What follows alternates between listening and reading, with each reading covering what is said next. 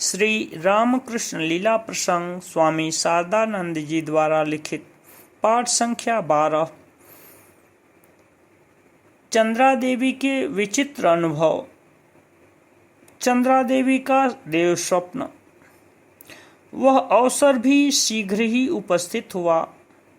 सरल हृदया चंद्रा देवी पतिदेव के निकट अपनी चिंता तक को नहीं छिपा पाती थीं।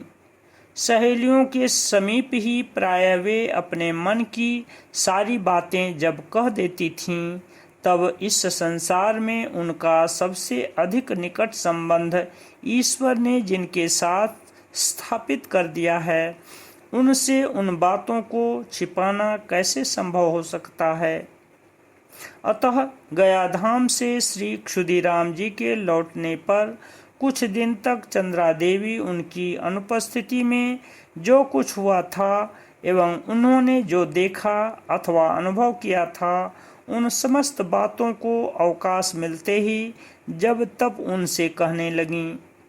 अवसर पाकर एक दिन वे बोलीं, देखो, जब तुम गया धाम गए थे उस समय एक रात्रि में मैंने एक अद्भुत स्वप्न देखा। मुझे ऐसा प्रतीत हुआ कि मानो कोई ज्योतिर्मय देवता मेरी सैया पर लेटे हुए हैं। पहले मैंने यह समझा कि संभवतः तुम होगे, किंतु बाद में मुझे यह ज्ञात हुआ कि किसी मानव के लिए वैसा रूप कदापि संभव नहीं है। अस्तु यह देखने के बाद मेरी नींद खुल गई। फिर भी मुझे ऐसा प्रतीत होने लगा कि मानो वे सैया पर ही हैं। दूसरे क्षण सोचने लगी कि मनुष्य के निकट इस प्रकार देवता का आगमन कैसे संभव हो सकता है। तब मेरे मन में आया कि कदाचित कोई दुष्ट व्यक्ति किसी खराब उद्देश्य से घर में घुस आया होगा और उसके पैर की आवाज आदि को सुनकर ही मैंने ऐसा स्वप्न देखा है। झटपट उठकर मैंने दिया जलाया, किंतु मुझे कोई कहीं दिखाई नहीं पड़ा। घर का दरवाजा पहले जैसा बंद था, ठीक वैसा ही बंद मिला। फिर भी डर जाने के कारण रात में मुझे नींद न आई। मैंने सोचा कि शायद कोई चतुरता से दरवाजे की सांकल को खोलकर भीतर आया होगा और मेरे जगते ही भागकर पुनः उसी प्रकार उसे बंद कर गया होगा। सुबह होते न होते मैंने धनी लुहारिन तथा धर्मदास लाहा की बहन को बुलवाया और उनसे सारी बातें कहकर पूछा, तुम लोगों को क्या जचता है? सचमुच क्या किसी व्यक्ति ने मेरे घर में प्रवेश किया था? मेरे साथ गांव में किसी का भी विरोध नहीं है। केवल मधुयुगी से उस दिन एक साधारण बात को लेकर कुछ कहा सुनी हो गई थी। क्या वही छिपकर इस प्रकार मेरे घर में आया था? तब वे हंसती हुई मुझसे बहुत कुछ कहने लगीं और बोलीं, अरे बुढ़ापे में तू पागल हो गई है। सपना देखकर व्यर्थ में क्यों यह सब ढोंक रच रही है? तू ही बता कि दूसरे लोगों के कानों में यह बात पहुंचने पर वे क्या कहेंगे? क्या वे चारों ओर तुझे बदनाम करते नहीं फिरेंगे? अगर इस बात की फिर किसी से चर्चा करेगी तो अच्छा नहीं होगा। उनकी इस बात को सुनकर मैं सोचने लगी कि तब तो मैंने स्वप्न ही देखा था। साथ ही मैंने निश्चय किया कि और किसी से यह बात न कहूँगी, किंतु तुम्हारे लौटने पर तुमसे कहूँगी। शिव मंदिर में चंद्रा देवी को दिव्य दर्शन तथा अनुभव। और एक दिन युगियों के शिव मंदिर के सम्मुख खड़ी होकर मैं धनी से बातें कर रही थी। उस समय मैंने देखा कि श्री महादेव जी के अंग से निकलकर दिव्य ज्योति ने मंदिर को पूर्ण कर दिया है और वायु की तरह हिलोरें लेती हुई वह मेरी ओर चली आ रही हैं। आश्चर्यचकित हो मैं धनी से यह कहने ही जा रही थी कि अकस्मात मेरे निकट आकर मानो मुझे संपूर्ण रूप से आच्छादित करती हुई वह तीव्र वेग से मेरे अंदर प्रविष्ट होने लगी। भय और विस्मय से स्तंभित हो मैं एकदम मूर्छित होकर गिर पड़ी। बाद में धनी की परिचर्या से होश आने पर मैंने उससे सारा वृत्तांत कह सुनाया। सुनकर वह आश्चर्यचकित हो गई। फिर बोली, तुम्हें वायु रोग हो गया है, किंतु तब से मुझे ऐसा प्रतीत हो रहा है कि वह ज्योति मेरे उदर में अभी तक विद्यमान है और मुझ में गर्भ संचार होने का लक्षण सा मुझे दिखाई दे रहा है। धनी तथा प्रसन्न से इस बात का जिक्र करने पर उन लोगों ने मुझे मूर्ख, पागल आदि कहा और मानसिक भ्रम अथवा वायु गुल्म रोग से मुझे ऐसा अनुभव हो रहा है। इस प्रकार की बहुत सी बातें बतलाकर किसी से इस बात की चर्चा करने को मना कर दिया है। तुम्हारे सिवाय और किसी से कुछ न कहने का निश्चय कर तभी से मैं चुप हूँ। अच्छा बताओ, तुम्हें क्या मालूम होता है? क्या देवता की कृपा से मुझे उस प्रकार का दर्शन मिला था या वायु रोग से? किंतु अभी तक मुझे ऐसा मालूम पड़ता है कि मानो मेरा गर्भ संचार हो चुका है। इन बातों को किसी से न कहने के लिए चंद्रा देवी को क्षुदीराम जी का सतर्क करना। गया के स्वप्न को स्मरण करते हुए श्री क्षुदीराम जी ने श्रीमती चंद्रा देवी की बातों को सुना और उन्हें जो दर्शन मिले हैं उसका कारण रोग नहीं भी हो सकता है, ऐसा कहकर वे उनको नाना प्रकार से समझाते हुए बोले, अब से इस प्रकार के दर्शन तथा अनुभवों की बातें मुझे छोड़कर और किसी से न कहना।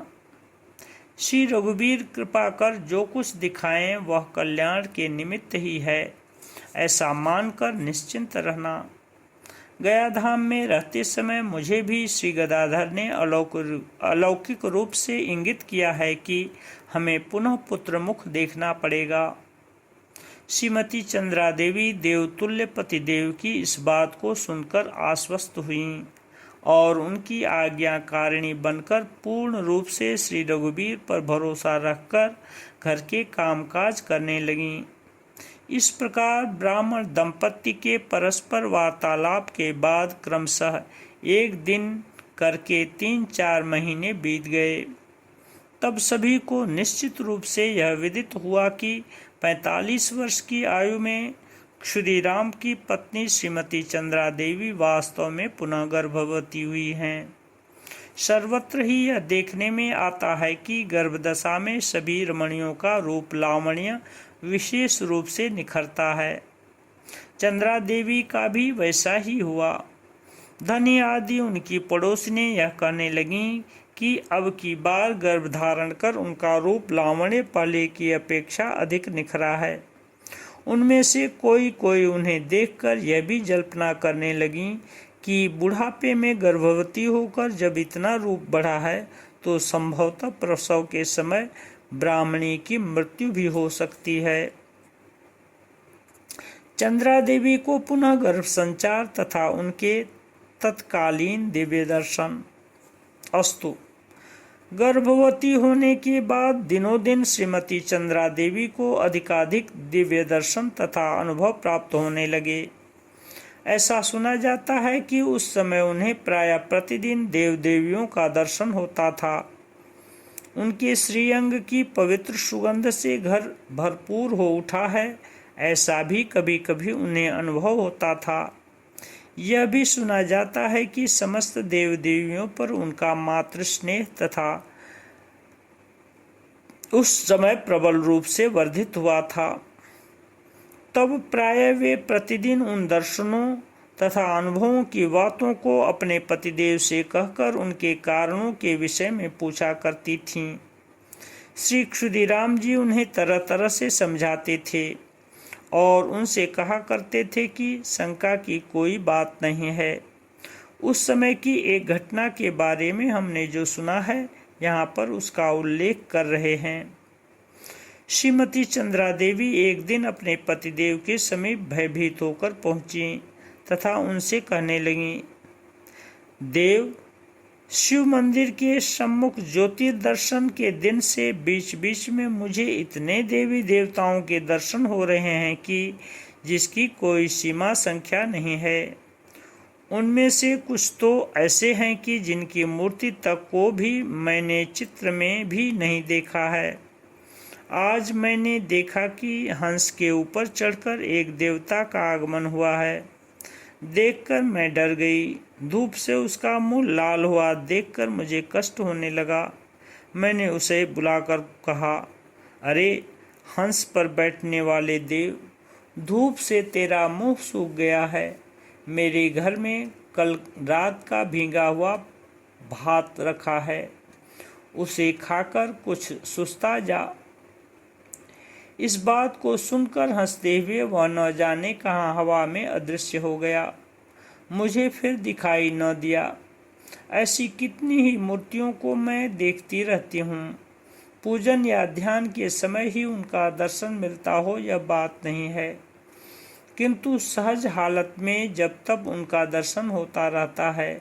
कभी कभी मैं देखती हूँ कि वे मनुष्याकार से मेरे समक्ष आते हुए हवा में लीन हो जाते हैं।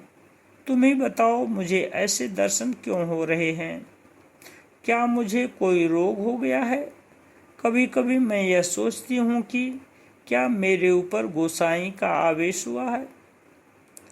तब श्री क्षुदीराम जी गया धाम में देखे हुए स्वप्न का वर्णन कर उन्हें समझाने लगे कि अब की बार पुरुषोत्तम को गर्भ में धारण करने का उन्हें परम सौभाग्य प्राप्त हुआ है एवं उनके पुण्य स्पर्श के प्रताप से ही उन्हें ये दिव्य दर्शन मिल रहे हैं। इन बातों को सुनकर पति पर असीम विश्वास रखने वाली चंद्रा देवी का हृदय दिव्य भक्ति से पूर्ण हो गया एवं नवीन शक्ति से शक्तिशालिनी हो वे निश्चिंत हो गईं। इस प्रकार दिन पर दिन बीतने लगे एवं श्री क्षुदीराम जी तथा उनकी पवित्र स्वभाव संपन्ना गृहिणी दोनों ही श्री रघुबीर के चरणों में पूर्ण रूप से शरणागत हो, जिनके शुभागमन में उनका दैवी जीवन भक्ति से परिपूर्ण हो उठा था, उस भगवान को पुत्र रूप में देखने की आशा से समय बिताने लगे। ओम शांति शांति शांति।